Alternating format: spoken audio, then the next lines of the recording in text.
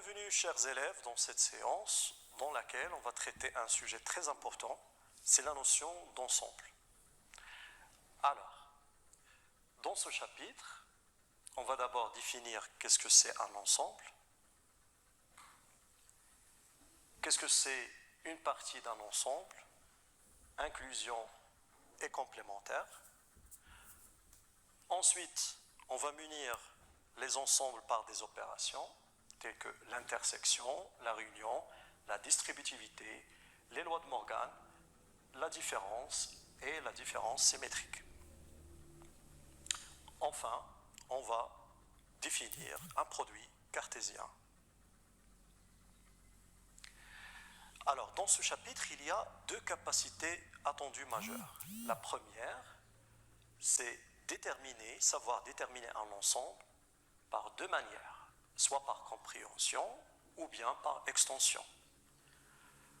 La deuxième, c'est maîtriser la relation entre les règles de la logique et les opérations sur les ensembles. On va voir que ce chapitre est très lié au chapitre précédent de la logique. Alors, un peu d'histoire.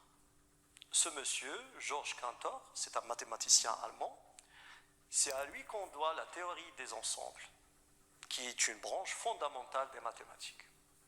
D'accord ? Pourquoi ? Parce que c'est la branche qui est la base des structures algébriques et des différentes branches mathématiques. Alors, il a créé donc la théorie des ensembles en se basant sur la relation intuitive d'appartenance des objets. Voilà, en particulier des objets mathématiques. 1. Généralité sur les ensembles. Définition d'un ensemble. C'est quoi un ensemble ? Un ensemble est une collection d'objets. Quand je dis objet, on peut citer les nombres, les fonctions, les vecteurs, donc n'importe quel objet mathématique. Ces objets sont soit énumérés ou bien satisfaisant à un certain nombre de propriétés. Chacun de ces objets est appelé élément de E, de cet ensemble E, et on désigne cette appartenance par le signe que vous avez déjà vu, le signe d'appartenance, et on note X appartient à E. Par négation, si X n'appartient pas à E, on barre le signe d'appartenance et on lit X n'appartient pas à E. Exemple et notation. Généralement, on désigne un ensemble par une lettre majuscule, soit A, soit P, soit grand E, soit grand F, etc. Parmi les exemples d'ensembles que vous avez déjà vus, ce sont les ensembles des nombres. L'ensemble L, l'ensemble Z, T, Q, R, R étoile, R+, ainsi de suite. Et si un ensemble E est formé par des éléments qu'on peut citer, qu'on peut déterminer, A, B et C par exemple, ici on a 3 éléments, alors l'ensemble E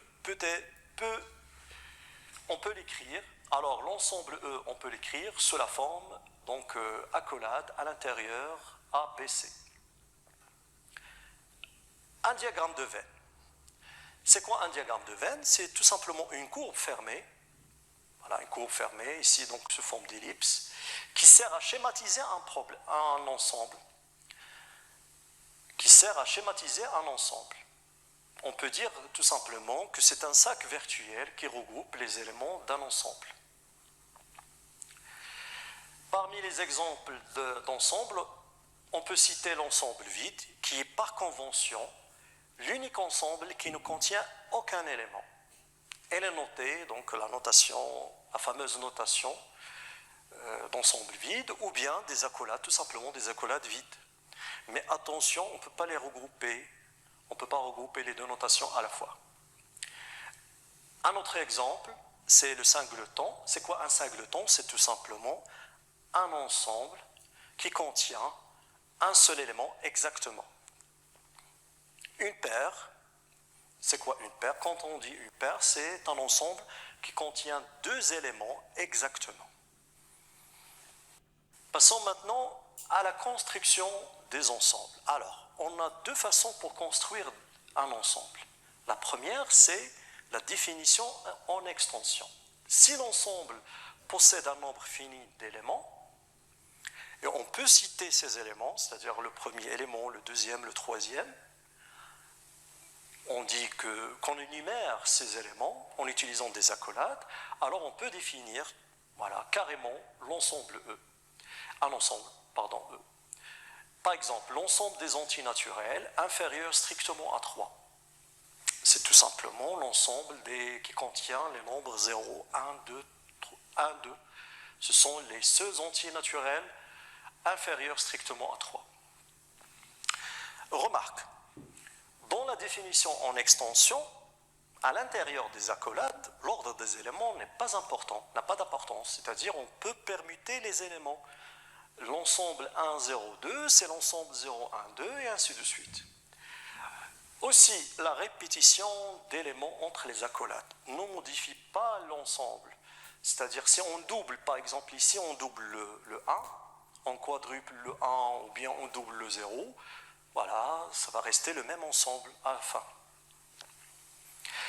La deuxième manière ou bien façon pour construire un ensemble, c'est la définition en compréhension.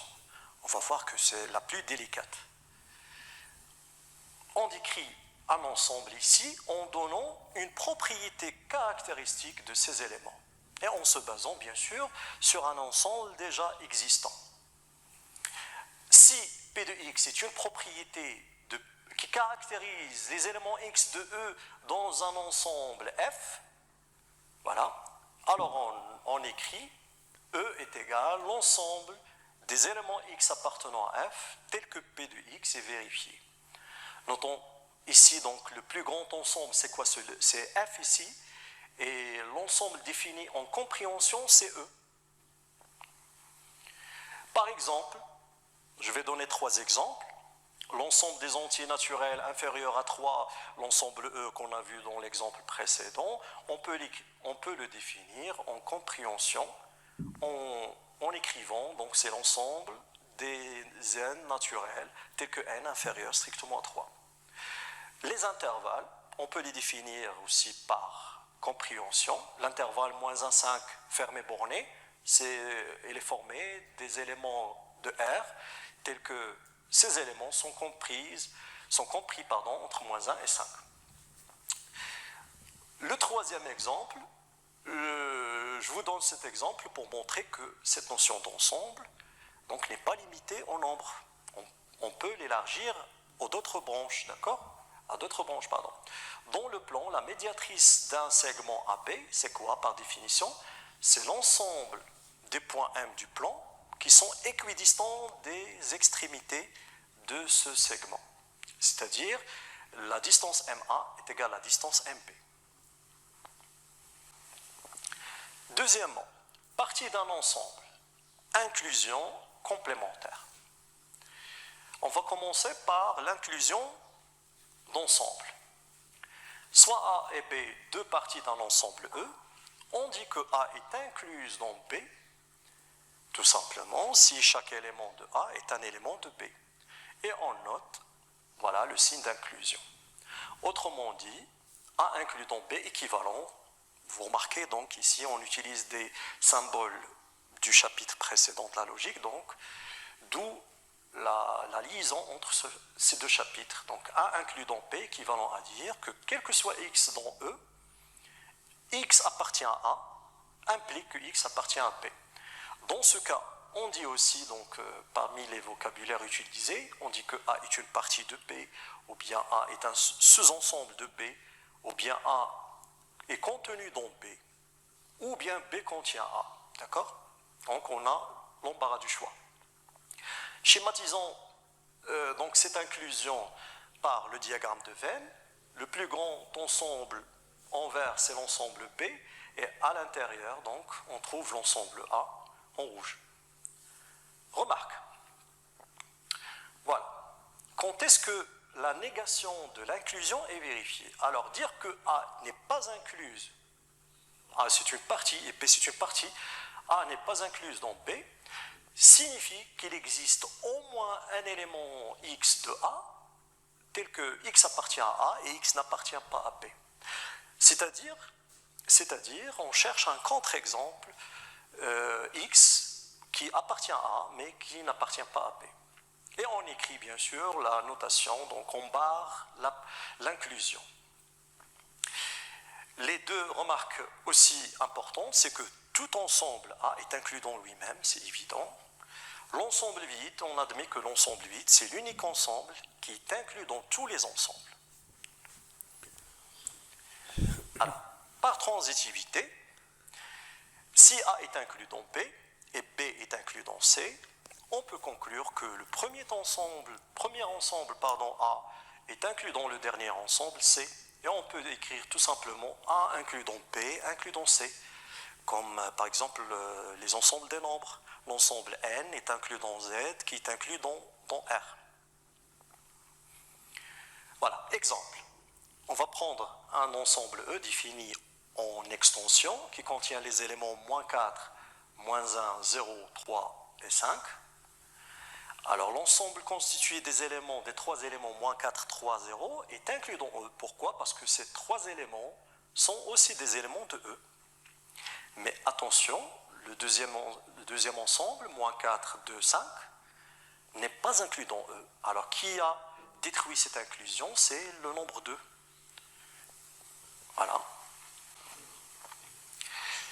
La notion d'inclusion va nous ramener à la notion d'égalité d'ensemble. On dit que deux ensembles A et B sont égaux lorsqu'ils ont les mêmes éléments. Et on écrit tout simplement A égale à B. Voilà, mais pratiquement, pour prouver l'égalité de deux ensembles, on prouve la double inclusion, c'est-à-dire A inclus dans B et B inclus dans A. Ça va nous ramener aussi, voilà, à une équivalence logique, d'accord?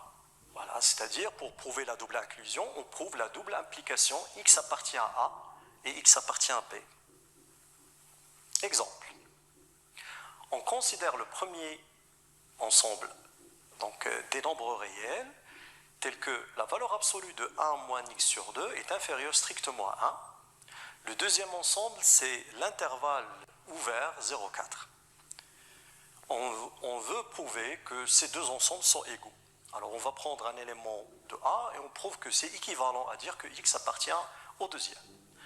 Alors x appartenant à A, ça veut dire que x vérifie la propriété de A. C'est-à-dire la valeur absolue inférieure à 1. Voilà. Avec des opérations, des simples opérations. 1 moins x sur 2 va être compris entre -1 et 1. Ensuite, x sur 2 va être compris entre 0 et 2. En multipliant tous les membres par 2, on obtient finalement que x est compris strictement entre 0 et 4. Voilà, finalement, x, donc ce qui est équivalent à dire que x appartient à l'intervalle, d'où l'égalité des deux ensembles. Le complémentaire d'un ensemble, soit à une partie d'un ensemble E, l'ensemble des éléments de E n'appartenant pas à l'ensemble A est appelé le complémentaire. De A dans E. On le note, donc il y a deux notations célèbres, donc la notation avec la lettre C, pour désigner le plus grand ensemble, si on risque une confusion bien sûr, mais si on ne risque pas une confusion, on peut tout simplement le noter par A bar. Autrement dit, l'ensemble ou bien le complémentaire de A dans E, ce sont les éléments de E tels que x n'appartenant pas à A. Et dire que x appartient à A bar, équivalent à dire que x n'appartient pas à A. Schématisons ça avec le diagramme de Venn. Donc le plus grand ensemble qui entoure le tout, c'est l'ensemble E, en vert. L'ensemble A, elle est notée en rouge. Donc la partie restante, qui est coloriée avec le bleu, c'est A bar, c'est le complémentaire. Vous remarquez ici donc, que l'union de A et A bar va former donc l'ensemble tout entier E. Exemple. Prenons l'exemple d'un ensemble E défini par extension, -1, 0, qui contient les éléments -1, 0, 2, racine de 5, et A l'ensemble qui contient les deux éléments moins 1 racine carrée de 5. Alors, c'est quoi le complémentaire de A? Ce sont les éléments restants. Alors, il va rester quoi? Si on nommait les éléments de A dans E, il va rester 0, 2. Voilà. Proposition. Soit A et B deux parties d'un ensemble E. Alors, évidemment, le complémentaire d'un ensemble E dans lui-même, c'est quoi? C'est l'ensemble vide. Pourquoi? Parce que si on élimine tous les éléments, donc il ne va rester rien. Et le complémentaire de l'ensemble vide dans E, c'est quoi? C'est E, parce que l'ensemble vide ne contient aucun élément. Le complémentaire du complémentaire d'un ensemble, c'est l'ensemble lui-même. Et une deuxième proposition, c'est l'équivalence entre A inclus dans B, équivalent à dire que B bar est inclus dans A bar. Donc, on va démontrer ce deuxième résultat, on va le prendre comme exemple de démonstration. Voilà. Qu'est-ce qu'on va faire? On va tout simplement partir de la première proposition et arriver à la deuxième avec des équivalences successives. Alors, A inclus dans B, équivalent à dire quoi? Par définition, ça veut dire que quel que soit x dans E, x dans A implique que x appartient à B. Remarquez ici qu'on va utiliser un raisonnement logique, c'est le raisonnement par contraposé de l'implication, c'est-à-dire, donc c'est équivalent à dire que la négation de x appartenant à B va impliquer la négation de x appartenant à A. C'est quoi x n'appartient à B? C'est tout simplement x appartient à B bar. Et de même, x n'appartenant pas à A, ça veut dire que x appartient à A bar. Ce qui équivaut à dire que B bar est inclus dans A bar. Donc, avec les équivalences successives, on obtient l'équivalence finalement entre A inclus dans B et B bar inclus dans A bar. Quatrièmement, ensemble des parties d'un ensemble. Définition, soit E un ensemble, on appelle ensemble des parties de E et on note grand P de E. Bien sûr, on a pris l'initiale du mot partie. L'ensemble des sous-ensembles de E. Autrement dit, A inclus dans E, équivalent à dire que A appartient à P de E. D'accord? Donc ici, l'ensemble A va devenir lui-même un élément de P de E. Exemple. Si on prend un ensemble E défini par ces trois éléments, A, B, C, alors quelles sont les parties qu'on peut construire? Les parties de E qu'on peut construire. Il y a d'abord, évidemment, les ensembles triviaux sont les deux ensembles, l'ensemble vide et l'ensemble E lui-même. Pourquoi? Parce qu'on sait déjà que l'ensemble vide est inclus dans tous les ensembles. Et E est inclus dans lui-même. D'accord? Ensuite, on peut former des singletons en prenant chaque élément isolé, donc le singleton A, le singleton B, le singleton C. Par la suite, on peut former des paires telles que AB, AC et BC. Enfin, on obtient, vous pouvez le compter, 8 parties. Remarque, voilà, on vient de dire ça, donc les éléments de P de E sont des ensembles. En particulier, l'ensemble vide et l'ensemble E sont des éléments. Vous remarquez ici, donc les ensembles vont devenir des éléments. D'accord? Et si E est un ensemble non vide, pourquoi? Pour avoir au moins un élément dans E. Voilà, si on se dispose d'un élément de E, on peut former un ensemble, c'est sous la forme d'un singleton. Et on dit que donc A appartient à E, équivalent à dire que le singleton A appartient à P de E. Troisièmement, opération dans P de E. L'intersection. Soit A et B, deux parties d'un ensemble E. Par définition, l'intersection des ensembles A et B notés A inter B, donc la notation de l'intersection, Vous avez déjà vu cette notation pour les intervalles l'année dernière. Et l'ensemble, tout simplement, des éléments communs entre A et B.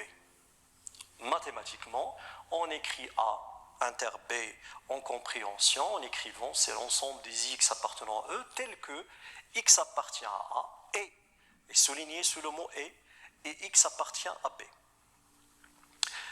Avec le diagramme de Venn, on peut schématiser cette intersection. Voilà, l'ensemble A, c'est l'ensemble en bleu, l'ensemble B en jaune. Bien sûr, leur intersection, c'est la partie verte, c'est A inter B. Alors, prenons l'exemple. Ici, A, c'est l'intervalle fermé borné moins de 4. Et B, c'est l'ensemble des entiers naturels non nuls, n étoiles. C'est quoi l'intersection des deux ensembles? Ce sont les éléments communs, c'est-à-dire les entiers naturels non nuls qui sont compris entre moins 2 et 4. Bien sûr, c'est 1, 2, 3 et 4. Vous marquez ici, donc on a privé 0. Pourquoi? Parce que 0 n'appartient pas à B, à n étoile. Voilà. On va finir cette section on va finir donc cette partie d'intersection par des propositions. Soit A, B, C, trois parties d'un ensemble E. La première proposition, c'est la symétrie. L'intersection est symétrique, c'est-à-dire A inter B est égal à B inter A. Bien sûr, l'intersection de deux éléments, d'un élément qui est contenu dans un autre élément, est égale au plus petit. L'intersection de deux parties, d'une partie incluse dans une autre, est égale à la plus petite partie. Et l'intersection d'un ensemble avec l'ensemble vide, c'est l'ensemble vide, tout simplement. L'intersection d'un ensemble avec son complémentaire, c'est l'ensemble vide, parce qu'il n'y a aucun élément commun entre un ensemble et son complémentaire. Finalement, l'associativité de l'intersection est vérifiée. A inter B inclus dans A. Bien sûr, l'intersection de deux ensembles est incluse dans les deux ensembles, évidemment. Et finalement, A inter B est égal à A, équivalent à dire que A est inclus dans B. Réunion. Définition. Soit A et B deux parties d'un ensemble E, la réunion des ensembles A et B, notée bien sûr A union B, vous avez déjà vu cette notation pour les intervalles aussi, est l'ensemble des éléments de E qui sont dans A ou dans B. Attention, quand on dit ou dans B, ça veut dire qu'on a trois possibilités. Soit X appartient à A tout simplement, ou bien seulement, soit X appartient à B seulement, ou bien X appartient aux deux ensembles à la fois. On peut schématiser la réunion aussi par le diagramme de Venn. Voilà, donc les trois parties bleues, vertes et jaunes forment la réunion de A et B. Exemple. Si